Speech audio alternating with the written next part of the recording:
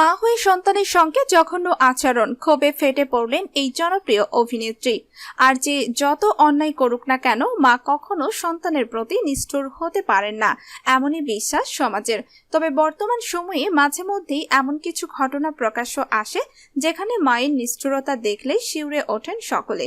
আজকের এই প্রতিবেদনে এমন এক অভিনেত্রীর কথা রইল যিনি তার জীবনে চরম ধাক্কা খেয়েছিলেন নিজের মায়ের থেকেই। তিনি হলেন বাংলা সিরিয়ালের জনপ্রিয় অভিনেত্রী প্রিয়াঙ্কা রতি পাল। করুণাময়ী রানী রাসমণির বাইজি, বয়না সুন্দরী থেকে জয় বাবা লোকনাথের জমিদার গিন্নি, একাধিক জনপ্রিয় বাংলা সিরিয়ালে অভিনয় করেছেন প্রিয়াঙ্কা। বর্তমানে তিনি টলিউডের বাইরে বেরিয়ে মুম্বাইতে প্রতিষ্ঠা পাওয়ার চেষ্টা করছেন। অভিনয়ের পাশাপাশি একটি ক্লাউড কিচেনও চালাচ্ছেন তিনি।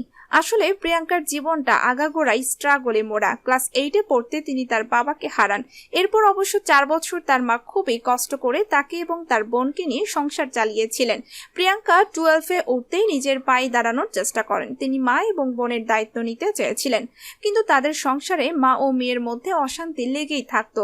একদিন তো মা রেগে গিয়ে রাতে বাড়ি থেকে মেয়েকে বার করে দেন। সেটা ছিল প্রবল শীতের একটা রাত। শুধু প্রিয়াঙ্কাকে নয়, তার 6 পোষ্যকেও মা বাড়ি থেকে বের করে দেয় ওই রাতে। এইসব অতীতের কথা দিদি নাম্বার 1-এ এসে রচনা ব্যানার্জির সামনে প্রকাশ করেন প্রিয়াঙ্কা। তার কথা শুনে অবাক হয়ে যান রচনাও। সম্মানিত দর্শক বন্ধুরা, ভিডিওটি ভালো লাগলে আমাদের চ্যানেলের সাথেই থাকুন। ভিডিওটি ভালো লাগলে অবশ্যই একটি লাইক করে দিবেন।